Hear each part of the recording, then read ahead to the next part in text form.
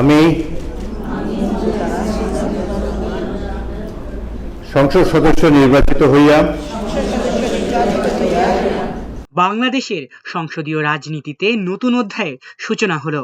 ত্রয়োদশ জাতীয় সংসদের সংরক্ষিত নারী আসনে নবনির্বাচিত ৪৯ জন সংসদ সদস্য আনুষ্ঠানিকভাবে শপথ গ্রহণ করেছেন। রোববার রাত ৯টায় জাতীয় সংসদ ভবনের শপথ কক্ষে আয়োজিত এই অনুষ্ঠানে উপস্থিত ছিলেন প্রধানমন্ত্রী তারেক রহমান এবং স্পিকার হাফিজ উদ্দিন আহমেদ। স্পিকার নবনির্বাচিত সদস্যদের শপথ বাক্য পাঠ করান এবং পরে তারা শপথ বইয়ে স্বাক্ষরের মাধ্যমে আনুষ্ঠানিক দায়িত্ব গ্রহণ করেন।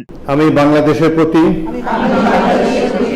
অকৃত্রিম বিশ্বাস ও আনুগত্য পোষণ করিব। এর আগে গত ৩০ এপ্রিল বাংলাদেশ নির্বাচন কমিশন সংরক্ষিত নারী আসনের জন্য নির্বাচিত ৪৯ জন সদস্যের নাম গ্যাজেট আকারে প্রকাশ করে। যেহেতু প্রতিটি আসনের বিপরীতে একজন করে প্রার্থী ছিলেন, তাই নির্বাচন ছাড়াই তারা বিনা প্রতিদ্বন্দ্বিতায় নির্বাচিত হন। এই প্রক্রিয়ার মাধ্যমে রাজনৈতিক দলগুলোর আসন অনুপাতে নারী প্রতিনিধিত্ব নিশ্চিত করা হয়েছে। সশ্রদ্ধ চিত্তে শপথ বা দৃঢ়ভাবে ঘোষণা করিতেছি যে গেজেট অনুযায়ী সরকারি দল বিএনপি ও তাদের জোট থেকে নির্বাচিত হয়েছেন ৩৬ জন, বাংলাদেশ জামাত ইসলামী ও তাদের জোট থেকে ১২ জন এবং স্বতন্ত্রভাবে একজন সদস্য নির্বাচিত হয়েছেন। এই বণ্টন সংসদের দলগুলোর শক্তির ভারসাম্য প্রতিফলিত করে এবং নারী প্রতিনিধিত্বকে আরো বিস্তৃত করে। আমি যে কর্তব্যভার গ্রহণ করিতে যাইতেছি তাহা আইন অনুযায়ী ও বিশ্বস্ততার সহিত পালন করিব। বিএনপি জোট থেকে নির্বাচিতদের তালিকায় রয়েছেন অভিজ্ঞ রাজনীতিবিদ, সাবেক সংসদ সদস্য, রাজনৈতিক পরিবারের সদস্য এবং তরুণ নেত্রীরা। সেলিমা রহমান, শিরিন সুলতানা, রাশেদা বেগম হীরা, নিপুণ রায় চৌধুরী সহ অনেক পরিচিত নামের পাশাপাশি নতুন মুখ রয়েছে, যা দলের ভেতরে অভিজ্ঞতা ও নবীন নেতৃত্বের সমন্বয়কে তুলে ধরে। এবং সংসদ সদস্য রূপে আমার কর্তব্য পালনকে ব্যক্তিগত স্বার্থের দ্বারা প্রভাবিত হইতে দিব না। অন্যদিকে জামাত জোটের নির্বাচিত সদস্যদের মধ্যে রয়েছে বৈচিত্র্য।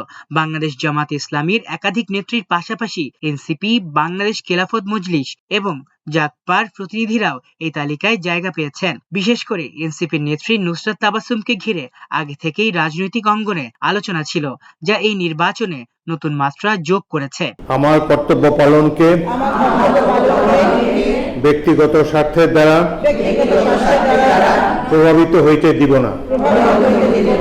স্বতন্ত্র প্রার্থী হিসেবে সাবেক ছাত্র নেত্রী সুলতানা জেসমিন জুইয়ের নির্বাচিত হওয়াও একটি উল্লেখযোগ্য ঘটনা। এটি প্রমাণ করে যে দলীয় রাজনীতির বাইরেও নারীদের অংশগ্রহণের সুযোগ তৈরি হচ্ছে, যদিও সংখ্যাটি এখনো সীমিত। আমি মাননীয় সংসদ সদস্যবৃন্দকে নিজ নিজ আসন গ্রহণের জন্য বিনীত অনুরোধ করছি। এই শপথ গ্রহণের মধ্য দিয়ে নবনির্বাচিত সদস্যরা এখন সংসদের কার্যক্রমে অংশ নিতে পারবেন। রাজনৈতিক বিশ্লেষকদের মতে এই নতুন নারী প্রতিনিধিরা আইন প্রণয়ন, নীতি নির্ধারণ এবং জনকল্যাণমূলক কাজে গুরুত্বপূর্ণ ভূমিকা রাখতে পারেন। বিশেষ করে তরুণ ও সক্রিয় নেত্রীদের অংশগ্রহণ সংসদীয় আলোচনায় নতুন দৃষ্টিভঙ্গি নিয়ে আসতে পারে। সদ্য শপথ গ্রহণকারী মাননীয় সংসদ সদস্যবৃন্দকে সংসদ সচিবের অফিস কক্ষে রক্ষিত সংসদ সদস্যদের তালিকা বইতে স্বাক্ষরের জন্য সংসদ ভবনের ৩য় লেভেলের দক্ষিণ পশ্চিম ব্লকের ৩২৩ নং কক্ষে গমন করার জন্য অনুরোধ করছি। প্রধানমন্ত্রীর উপস্থিতিতে অনুষ্ঠিত এই শপথ অনুষ্ঠান নবনির্বাচিত সদস্যদের জন্য এক ধরনের প্রেরণা হিসেবেও কাজ করবে। তাদের সামনে এখন বড় চ্যালেঞ্জ, নিজ নিজ রাজনৈতিক অবস্থান ধরে রেখে দেশের উন্নয়ন ও জনগণের কল্যাণে কার্যকর ভূমিকা রাখা। প্রথম পর্ব এখানে সমাপ্ত ঘোষণা করছি। আলিফ চৌধুরী, আমার দেশ।